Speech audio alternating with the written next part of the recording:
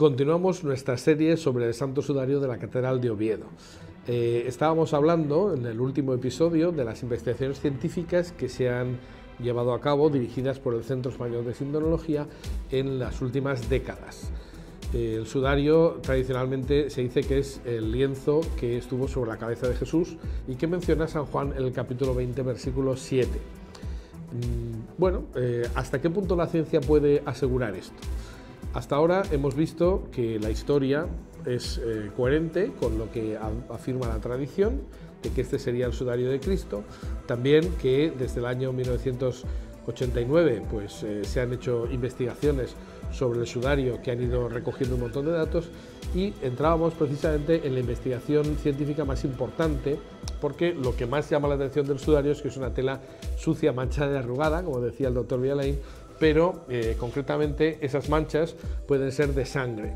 Para eso necesitamos forenses, y el estudio que se ha realizado sobre el sudario fue dirigido en su momento por el doctor Vialain, que acabo de citar, que ha sido catedrático en Medicina Legal de la Universidad de Valencia, pero también ha estado ejerciendo en la Universidad Complutense en Madrid y en otros puestos importantes, aparte de haber hecho muchísimas autopsias y trabajos de especialización al respecto.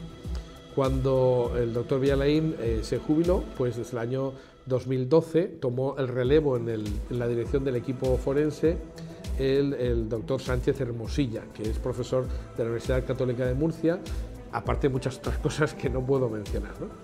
Pero porque cederían del tiempo que tenemos. Pero lo cierto es que la investigación forense del sudario es importante y ha estado dando un montón de datos. Esto advierto que es difícil de explicar, tenemos que hacer un esfuerzo para seguir cómo ha ido la investigación, pero yo creo que vale la pena para que todos estemos más o menos al mismo nivel de conocimiento, en el sentido de que podamos comprobar que efectivamente lo que decimos no es una invención, ¿no? Vamos a intentar entre todos poder entenderlo, ¿no? En principio, lo que hay que decir es que el sudario, ya habíamos dicho, como toda tela, tiene una parte y la posterior, es decir, todas las telas tienen dos caras. En nuestro caso, concretamente le llamamos reverso a esta que está aquí en la fotografía, y llamaríamos anverso a la parte oculta del lienzo. Realmente eso no importa mucho desde el punto de vista científico, pero sí que es interesante saber que algunos datos, ¿no? Tanto en el anverso como en el reverso se ven dos manchas importantes, lo que llamamos las manchas principales, que están aquí prácticamente en el centro de la tela, y que siguen un eje de simetría que podemos decir que sería este pliegue. La mitad del lienzo estaría en esta línea, que vemos que en un lienzo de lino las arrugas se mantienen mientras no se planche la tela, ¿no? Entonces, este eje de simetría nos permite llamar a estas dos manchas más importantes las manchas principales. Y en esta otra zona, encontramos allí unas manchas que está claro que son no simétricas. Entonces, inicialmente las denominamos manchas no simétricas, precisamente porque no aparecen más que en uno de los lados. El estudio preliminar nos permitió buscar y encontrar qué parte del lienzo habría estado en contacto con el supuesto cadáver, es decir, con esa cabeza que se supone que sería la cabeza de Jesús. Y utilizando las técnicas habituales se pudo comprobar que esta zona del reverso, está concretamente desde la mitad, desde la arruga eje de simetría hasta aquel lado, esta es la zona que estuvo en contacto con el foco emisor de la mayor parte de las manchas, ¿eh? Es decir, que esta zona de aquí es la que habría estado en contacto con el rostro. A partir de ahí, nosotros podemos sacar un montón de conclusiones. Recuerdo que Monseñor Ricci pensó en su momento que esta zona estaba doblada así, pero en realidad estaba hacia atrás, ¿no? Por eso a él no le encajaban algunas manchas, pero la investigación del Centro Español de Sindonología nos permitió entender perfectamente que era compatible que el lienzo estuviera doblado por la mitad, con el hecho de que efectivamente aquellas manchas no estén, ¿no? Es decir, que tiene su lógica. Lo veremos según vayamos avanzando en el estudio. De momento hay que decir que si esta es la zona donde están los coágulos de sangre, es decir, es la que ha estado tocando el foco emisor de la sangre, nos da mucha información, y al principio esta información era la más importante. Con el tiempo hemos podido determinar la presencia y el sentido de todas las manchas que aparecen en el lienzo y más o menos el orden en que se produjeron. pero de momento lo primero era saber si era sangre, qué tipo, etcétera, ¿no? Porque desde un punto de vista de la investigación médico-legal hay que concluir tres ideas o tres preguntas. Primero, si es sangre o no. Segundo, hacer el diagnóstico específico, es decir, qué especie de sangre, si es posible. Y tercero, pues si se puede individualizar de quién sería esa sangre. Bueno, entonces, respecto a la idea de que es sangre, no hay ninguna duda, ¿no? Los coágulos de sangre, ha habido sangre suficiente como para hacer los análisis respectivos. Incluso hemos encontrado en el microscopio electrónico fotografías de glóbulos rojos, que si nos fijamos, pues estos glóbulos rojos podrían ser realmente de Jesucristo. Yo creo que es la primera vez que se publica o que se ve glóbulos rojos reales que podrían ser de Jesús, ¿no? Todos los análisis que se suelen hacer para determinar grupos sanguíneos y para determinar si es sangre o no, o si es sangre humana, todo eso se hizo y todo salió positivo. Podemos decir que es sangre humana, sangre del grupo AB, que es el mismo de la sábana santa y parece que también de algunos milagros eucarísticos, como decíamos ya en el episodio anterior. Y además esa determinación de la sangre y del grupo sanguíneo se hizo por triplicado en laboratorios distintos, con lo cual podemos decir con total convencimiento que efectivamente es ese grupo sanguíneo y no otro. Ahora bien, si nos damos cuenta, mirando el sudario, vemos que es una sangre como licuada, tiene algo más, no solamente sangre. Se hicieron unas 3.200 manchas de referencia por parte del doctor Vialain, que era quien estaba dirigiendo la investigación al principio de esa investigación del sudario, y se pudo comprobar que con distintas diluciones, pero prácticamente las manchas más importantes son de sangre que tiene añadido un líquido que puede ser de edema de pulmón perfectamente, y entonces tendríamos una parte de sangre con 5, es decir, para un total de 6, que tendrían edema de pulmón agudo, ¿no? Entonces, ¿cómo se podría hacer un diagnóstico de individualización? Ahí el problema es que para hacer esto necesitaríamos hacer una prueba de ADN. No es nada fácil en absoluto. Se presentó el resultado, se tomaron las muestras correspondientes, se mandaron al Instituto Nacional de Toxicología, que es uno de los laboratorios de medicina legal más importantes de España.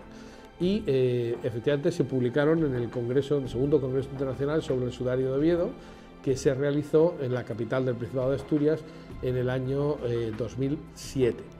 En esa ocasión lo que se vino a decir es que efectivamente se ha encontrado una secuencia de ADN mitocondrial que parece que sería la propia de la sangre del hombre del sudario. Lo que pasa es que, claro, eso tiene sus limitaciones. Una secuencia de ADN mitocondrial significa que no hay ADN del núcleo, lo cual es lógico porque se ha tomado de glóbulos rojos que no tienen núcleo. Por otra parte, el ADN mitocondrial se puede contaminar mucho, con lo cual podría ser que no fuera realmente, que se hubiera determinado esa secuencia, que no fuera del hombre del sudario, sino de alguna de las contaminaciones que ha tenido, porque a lo largo de los años pues mucha gente ha tocado el sudario, ha habido besos, hay una serie de cosas que podrían contaminar esto.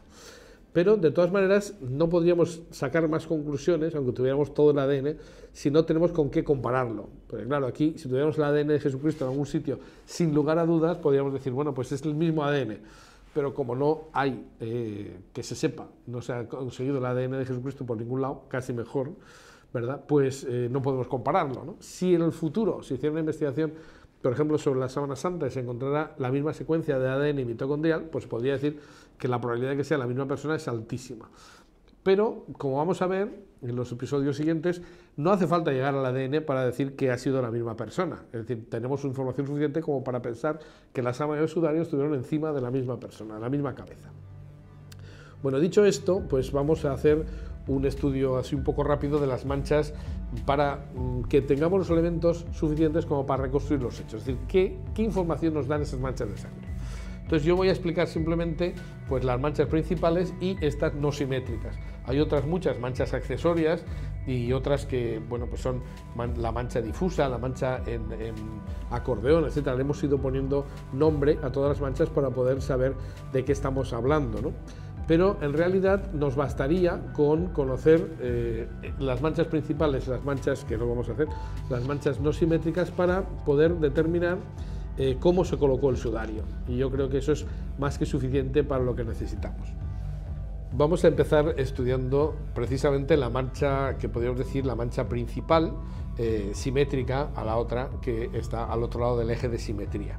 Si nos damos cuenta, esta mancha tiene el tamaño prácticamente la longitud de un rostro humano. Precisamente eso ya le llamó la atención a Monsignor Ricci cuando lo estudió en su momento. Pero esta mancha, pues vemos que en realidad tiene distintas tonalidades. Hay un contorno máximo, dijéramos que tiene una tonalidad más clarita, y luego hay una parte central que está más oscura, ¿no? Esto es sencillamente porque aquí hay una superposición de distintas salidas de sangre, pero prácticamente se puede decir que es sangre licuada, pero que donde hay salidas sucesivas se va manchando cada vez más, con más oscuridad, hasta dar lugar a la sensación de que hay una superposición de manchas y que es de otro color, pero en definitiva pues eso es lo que nos interesa, es decir, distinguir que esto se ha formado en distintos momentos. Si nosotros colocamos esta mancha sobre un rostro humano, lógicamente ese rostro no es plano, y tampoco la tela estuvo en plano cuando se colocó supuestamente sobre un rostro. Por eso, si nosotros simplemente colocamos la fotografía o un dibujo plano y colocamos el sudario, pues veremos que esa mancha no encaja. Sin embargo, si hacemos lo que hemos hecho, voy a presentarles una escultura que no es que sea muy bella desde el punto de vista artístico, pero no lo pretendía, sino que necesitábamos tener una imagen en 3 dimensiones, más o menos con las medidas del rostro del hombre del sudario. No se pretendía, y efectivamente eso es lo que no se hizo, hacer una cara que fuera la de Jesús, es decir, se pretendió hacer un cuerpo, un rostro que fuera neutro. Por eso no hay que fijarse en la superficie del rostro, sino en el relieve. Es decir, no nos importa que no se parezca a Jesús porque no lo pretendíamos. Si nosotros cogemos esta mancha y la colocamos sobre un rostro en 3 dimensiones, podemos ver que la parte superior, esta zona clarita, y la parte inferior de la mancha se corresponderían con la zona de la frente. Esta sería pues el saliente de la nariz, y estas que salen de aquí serían el líquido que cae por la comisura de los labios. Estas manchas se corresponden perfectamente con el relieve de un rostro, es decir, están manchadas determinadas zonas. Pero si nos fijamos, la parte central, la que tiene manchas más oscuras, corresponderían con la nariz y con la boca. La sangre, esto es obvio, pero hay gente que no se da cuenta, la sangre sale o de un orificio o de una herida. Por tanto, las manchas o han salido de la nariz y de la boca o de algunas heridas que hubiera por la cabeza. Pero esto coincide perfectamente con un rostro, es decir, el líquido que ha mojado la frente y que ha mojado la parte de la barba, pues es más suave, pero el que está en torno a los orificios donde tendría que salir la sangre en varias oleadas, pues es más oscuro. Esto pues ya empieza a no ser una casualidad, es decir, ¿qué probabilidad hay de que yo haga manchas sobre una tela y que éstas encajen con la superficie de un rostro en 3 dimensiones? Pues pocas, ¿no? Nos interesa saber también que esto coincide con la superficie de la frente de una cara.